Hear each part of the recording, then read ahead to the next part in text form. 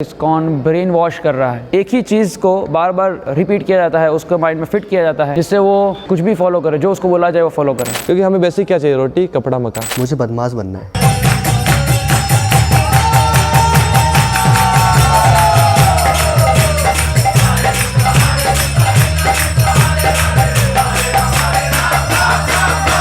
Hello दोस्तों, ये नाचते गाते और कृष्ण भक्ति में लीन फॉरेनर्स कभी ना कभी आपने अपनी सोशल मीडिया फीड में जरूर देखा होगा। आपके दिमाग में एक सवाल जरूर आया होगा कि कौन है ये लोग और इन तक ये कृष्ण भक्ति कौन पहुंचा रहा है। ये काम कर रहा है ISKCON. ISKCON international society for Krishna consciousness. ये एक संस्था है जिसकी स्थापना श्री लीला प्रभुपाद जी ने 1966 में न्यूयॉर्क सिटी के अंदर की थी। At that time this was also known as Hare Krishna movement. इसका मिशन है श्री कृष्णा की टीचिंग्स को वर्ल्ड वाइड भगवत गीता के थ्रू स्प्रेड करना। आज इस्कॉन एक ग्लोबल मूवमेंट बन चुका है with over 600 plus temples and centres all around the world. ये अपने टेम्पल्स और वेरियस प्रोग्राम्स के जरिए world wide spiritual communities build करते आ रहे हैं। रिसेंट ईयर्स में इस्कॉन यूथ के बीच में काफी तेजी से पॉपुलर होता दिख रहा है। इसका एक मेन कारण है इनके यूथ ओरिएंटेड प्रोग्राम्स जो ये स्पेशली यूथ के लिए ही ऑर्गेनाइज करते हैं और इसमें ये भगवत गीता और स्पिरिचुअलिटी रिलेटेड लेक्चर्स प्रोवाइड करते हैं। इसी कारण इस्कॉन के ऊपर काफी सारे एलिगेशंस भी लगते जा रहे हैं, जैसे कि ये यूथ का ब्रेन वॉश करके उनको अपने करियर अपनी फैमिली से अलग करते हैं। इस्कॉन के कुछ फॉर्मर मेंबर्स ने यह भी रिपोर्ट किया है कि इन्हें इस्कॉन के अंदर बाहर की दुनिया से डिस्कनेक्टेड और आइसोलेटेड फील होता है और वो अगर इस्कॉन को छोड़ना भी चाहें तो वहां का एनवायरनमेंट इमोशनली और साइकोलॉजिकली इतना ज्यादा इंटेंस है कि वो छोड़ नहीं पाते। इस्कॉन पर एक और सवाल खड़ा होता है कि जो बच्चे अपना करियर और घर वालों को छोड़कर इस्कॉन ज्वाइन कर लेते हैं, ब्रह्मचारी बन जाते हैं, साधु बन जाते हैं, तो क्या होता है उनकी इनकम का, उनके घर वालों का और उनके करियर का। आज इन्हीं कुछ सवालों का जवाब ढूंढने हम जाएंगे इस्कॉन टेम्पल और वहां पे करेंगे बात इस्कॉन के सीनियर मेंबर से और यूथ से जो कि कनेक्टेड है इस्कॉन से। तो आइए जानते हैं इस वीडियो में क्या है इस्कॉन, एक कल्चर या एक कल्ट। भरत तू भागना नहीं, मुझे ले जाना भरत, मैं नहीं जी पाऊंगी। माता पिता शरीर से लाचार थे। धर्मेश 3 साल पहले सन्यासी बन गया था। तो जो लोग ऐसा एलिगेशन लगा रहे हैं कि इस्कॉन ब्रेन वॉश कर रहा है, उनको पूछिए उनके पास प्रमाण क्या है। मैं फुल टाइम हरे कृष्णा मंदिर भाड़ज में ही मैं सेवा देना चाहूँगा। मैं गुजरात से हूँ, सूरत शहर से, और मैंने इंस्ट्रूमेंटेशन एंड कंट्रोल में इंजीनियरिंग किया है। 2017 में मेरा इंजीनियरिंग कंप्लीट हुआ। जैसे ही मैंने भगवत गीता यथारूप प्राप्त की, जिस समय कॉलेज के फर्स्ट ईयर से, तो उसी समय मुझे इसकी फ़िलॉसफी में बहुत इंटरेस्ट आया और मुझे और पढ़ने का मन हुआ। इसको पढ़ते हुए मैं इस्कॉन के डिवोटीज को ढूंढ रहा था कि इसको, ये फ़िलॉसफी को प्रैक्टिस करने वाले लोग कहाँ हैं। फिर मैं इस्कॉन के डिवोटीज के संपर्क में आया और ऐसे करके फिर धीरे धीरे प्रोग्राम्स में गया, चीज़ों को समझा और फिर 2-3 साल के बाद जब इंजीनियरिंग कम्प्लीट हुआ तब मैंने डिसाइड किया कि हाँ, मुझे इसमें पूरा जीवन मुझे भगवत गीता के प्रचार में लगाना है।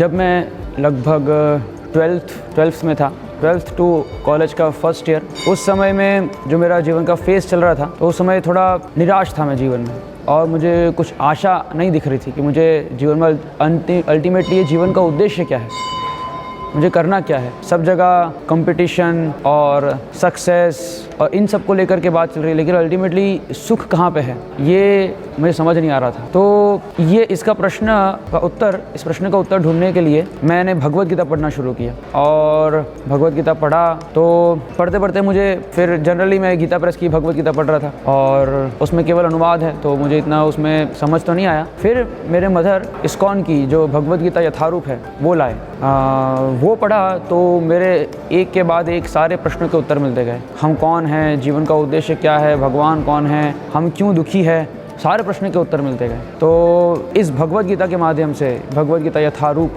इसके माध्यम से मुझे बहुत ही जीवन में एक नया टर्न मिला कि ये वास्तविकता है और इस ज्ञान को प्राप्त करके फिर मेरे सारे प्रश्नों के उत्तर मिले और इसलिए फिर मैंने इस कृष्ण कॉन्शियसनेस को अपने जीवन में धीरे धीरे अपनाना शुरू किया। सबसे पहले तो जो लोग ऐसा एलिगेशन लगा रहे हैं कि इस्कॉन ब्रेन वॉश कर रहा है, तो उनको पूछिए उनके पास प्रमाण क्या है। जब उनके अनुसार जो so called brain washing process चल रहा है उस समय वो उपस्थित है और वो खुद देखे क्या वो ब्रेन वॉशिंग है कि नहीं। वो चाहे तो वो भी आ सकते हैं, लेक्चर्स में बैठे देखे सुने, हमारा मैसेज सबके लिए है। तो जब श्रील प्रभुपाद को, इस्कॉन के संस्थापक आचार्य हैं, उनको ये प्रश्न पूछा गया कि इस्कॉन ब्रेन वॉश कर रहा है, तो प्रभुपाद का एक उत्तर था कि हाँ, हम ब्रेन वॉश कर रहे हैं क्योंकि आपका ब्रेन में बहुत सारा कचरा भरा है। काम क्रोध लोभ मोह मद मत्सर्य यह अनर्थों का कचरा भरा है, इसलिए इसको साफ करना ज़रूरी है। लेकिन वो वास्तव में ब्रेन वॉशिंग का वो वास्तव अर्थ नहीं है जो वो लोग बोल रहे हैं। ब्रेन वॉशिंग का अर्थ वो लोग गूगल पे सर्च करते हैं ब्रेन वॉशिंग का अर्थ क्या है, जिसमें बिना किसी लॉजिक के बस एक ही चीज़ को बार बार रिपीट किया जाता है, उसको माइंड में फिट किया जाता है, जिससे वो फैनेटिक बन जाए या बिना किसी फिलॉसफी के, बिना किसी तर्क के कुछ भी फॉलो करे, जो उसको बोला जाए वो फॉलो करें। लेकिन यहाँ पे फिलॉसफी है, यहाँ पे लॉजिक है। आप आइए, समझिए, हम ओपन हैं। और अगर हम ब्रेन वॉशिंग में इतने ही एक्सपर्ट है तो हम सबका ब्रेन वॉशिंग क्यों नहीं कर पा रहे?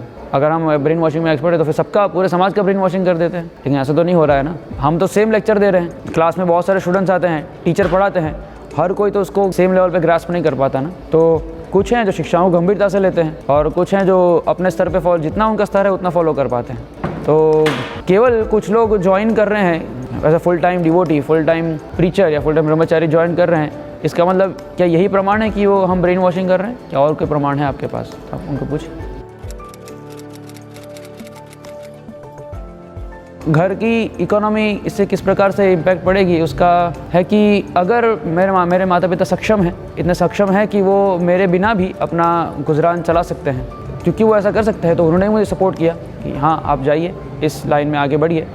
और क्योंकि इस वर्ग की बहुत आवश्यकता है समाज में, हर वर्ग की आवश्यकता है, तो एक ऐसा वर्ग भी चाहिए जो शास्त्रों का प्रचार प्रसार करे।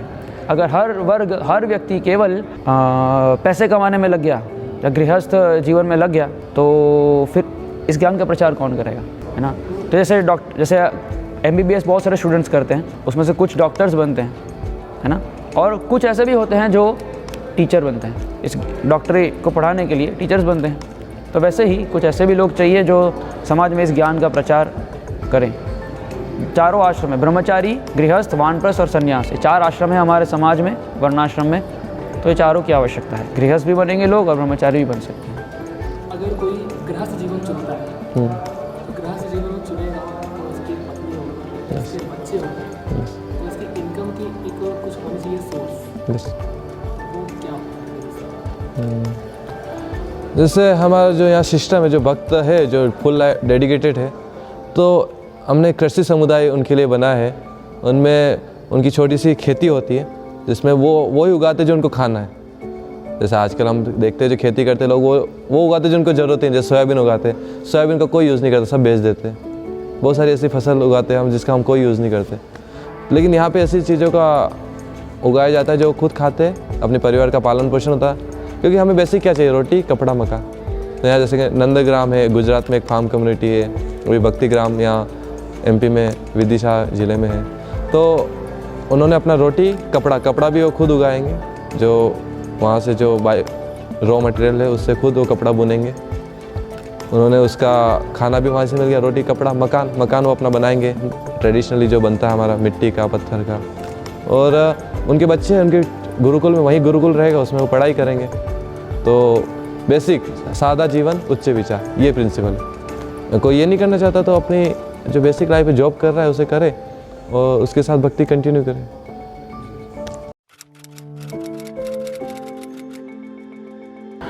तो ओवरऑल कृष्ण कॉन्शियसनेस की जो प्रोसेस है, कृष्ण भक्ति की जो प्रोसेस है, वो सबके लिए है। जो पूर्ण रूप से उसको ग्रहण कर रहे हैं फुल टाइम डिवोटी बन के, उनके लिए भी है, उनको भी लाभ होगा। और जो अपने स्तर पे ग्रहण कर पा रहे हैं, जो गृहस्थ आश्रम में रहकर या घर पर रहकर भक्ति कर रहे हैं, उनके लिए भी है। क्योंकि ये भक्ति की जो प्रक्रिया है वो क्या करती है, हमारे मन के अंदर जो अनर्थ है, काम, क्रोध, लोभ इत्यादि, इसको दूर करती है।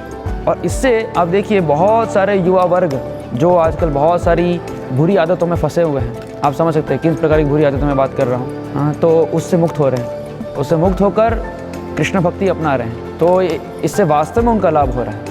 श्रील प्रभुपाद जब पाश्चात्य जगत में थे तो उनको भी प्रश्न पूछा गया कि आपकी सोसाइटी दुनिया के लिए क्या कर रही है, क्या वेलफेयर वर्क कर रही है। प्रभुपाद बोले, देखो आपके जो हिप्पीज थे वो लोग LSD ले रहे थे उस समय, ड्रग्स। तो आपकी गवर्नमेंट, अमेरिका की गवर्नमेंट लाखों करोड़ों रुपए खर्च कर रही है उनको ड्रग्स से मुक्त करने के लिए, लेकिन मैं ये हरे कृष्ण महामंत्र का कीर्तन कर रहा हूँ, उससे वो लोग इन सारी आदतों से मुक्त हो गए। तो क्या ये कल्याणकारी कार्य नहीं है? तो भौतिक स्तर पे भी देखा जाए तो आध्यात्मिक स्तर पे तो उनका लाभ है ही कि वो कृष्ण भक्ति करके भगवान कृष्ण के धाम जा सकते हैं। जिस जन्म में तू जरावादे से मुक्त हो सकता है, लेकिन भौतिक स्तर पे भी एक व्यक्ति भद्र पुरुष बन सकता है, जेंटलमैन, और अपनी सारी बुरी आदतों से मुक्त होकर कम से कम एक मटीरियली भी वो अच्छा जीवन जी सकता है।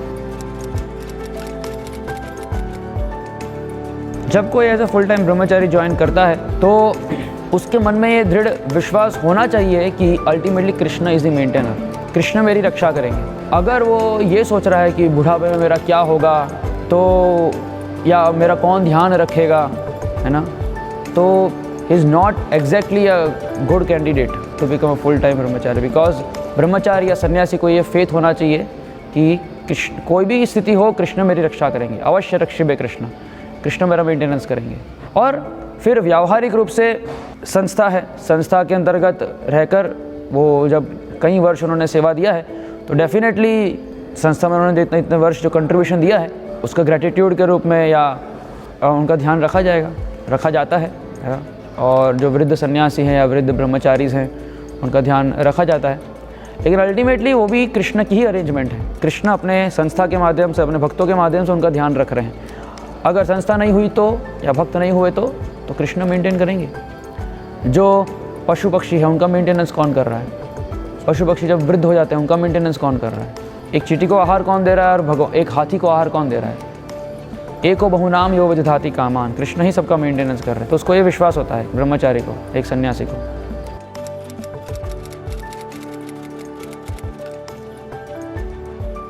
यहाँ पे बेसिक जो आवश्यकता है, जैसे कि जैसे रहने के लिए एक जगह है, ठीक है, कृष्ण प्रसाद है शरीर के मेंटेनेंस के लिए, है ना, धोती कुर्ता वस्त्र है, एक ब्रह्मचारी को 2-3 जोड़ी में चल जाता है, ज़्यादा आवश्यकता नहीं होती उसको। और मेडिकल जो हेल्प होती है ना, तो जो जितनी बेसिक आवश्यकता है उनका ध्यान रखा जाता है। फिर बहुत ज़्यादा एक ब्रह्मचारी वो आश्रम ही ऐसा है कि वो कोई और ज़्यादा डिमांड नहीं करेगा। वो चाहेगा कि कम से कम आवश्यकताएं, कम से कम में उसका आवश्यकताएं पूरी हो जाए, बाकी का पूरा एनर्जी, पूरा समय वो भगवान की सेवा में लगाए। अगर सपोज वो मनी मांगे कि मुझे बाहर जाकर आज बाहर का खाने का मन कर रहा है, तो उसके लिए तो वो तो बाय डेफिनेट वो तो ब्रह्मचारी आश्रम में तो भक्ति के ही विरुद्ध है। कोई गृहस्थ भी, जैसे कृष्ण भक्ति में जो गंभीर भक्त हैं वो कृष्ण प्रसाद के अलावा कुछ ग्रहण नहीं करते हैं, तो बाहर का तो हम खाते ही नहीं हैं। तो एक गृहस्थ भक्त भी बाहर का नहीं खाएगा, तो ब्रह्मचारी की तो बात ही क्या है। तो एक एग्जांपल मैं आपको दे रहा हूँ। जैसे कि अगर मान लीजिए आपने कहा कि उनके माँ बाप जिन्होंने भी ब्रह्मचर्य यहाँ अपना लिया, उनके माँ बाप उतने सक्षम नहीं है कि वो अपना ध्यान खुद से रख पाएँ, और वो चाहते हैं कि हम ब्रह्मचारी तो बन जाएं, लेकिन साथ ही साथ हम अपने माँ बाप को कुछ अमाउंट ऑफ मनी जिससे वो खुद का ध्यान रख पाएँ, हम उनको दे पाएँ। तो क्या उस अमाउंट ऑफ मनी को पाने के लिए उनके पास कुछ सोर्स बच जाता है इस्कॉन में आने के बाद? मंदिर में जो भी लक्ष्मी आता है वो केवल कृष्ण की सेवा के लिए ही उपयोग होता है।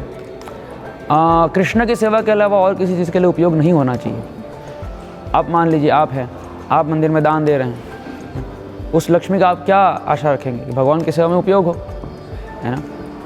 तो अगर उस भक्त को ऐसी चिंता है कि मेरे माता पिता का क्या होगा, तो फिर मतलब मंदिर तो उसको प्रोवाइड नहीं कर सकता है, क्योंकि मंदिर में जो भी लक्ष्मी है वो कृष्ण की सेवा के लिए ही है ना। अगर हम किसी और चीज़ के लिए उसको उपयोग करें तो वो ठीक नहीं है। तो आइडियली तो कृष्ण की सेवा के लिए उपयोग होना चाहिए। उसके लिए वो अलग से कुछ क्या कर सकता है, वो ऐसा तो कोई इनकम सोर्स है नहीं कि वो बाहर जाकर, मे बी वो बाहर जाकर कुछ उसका फैमिली में अगर लक्ष्मी है या कुछ काम करके अगर वो कुछ पैसा कमा ले, इससे माता पिता की हेल्प हो जाए। लेकिन इसका ऐसा कोई स्पेसिफिक आंसर नहीं है, किसी केस टू केस, ये भी केस टू केस डिपेंड करेगा। सपोज कोई छोटी सी चीज़ है, कोई छोटी हेल्प है ना, और कोई बहुत बड़ा ऑपरेशन है जिसमें लाखों रुपए खर्च हो रहे हैं, ब्रह्मचारी के पास पैसे नहीं है, माता पिता के पास पैसे नहीं है, तो क्या संस्था देगी? नहीं। तो पहले ये सब चीज़ें मेरे साथ थी कि मुझे बॉडी बिल्डिंग करना है, बॉडी बिल्डर बनना है, क्योंकि ताकत रहेगी तो लोगों को मार पाऊँगा, अकेले ही मार पाऊँगा। ये सब कुछ थिंकिंग थी और पैसे का बहुत शौक़ था।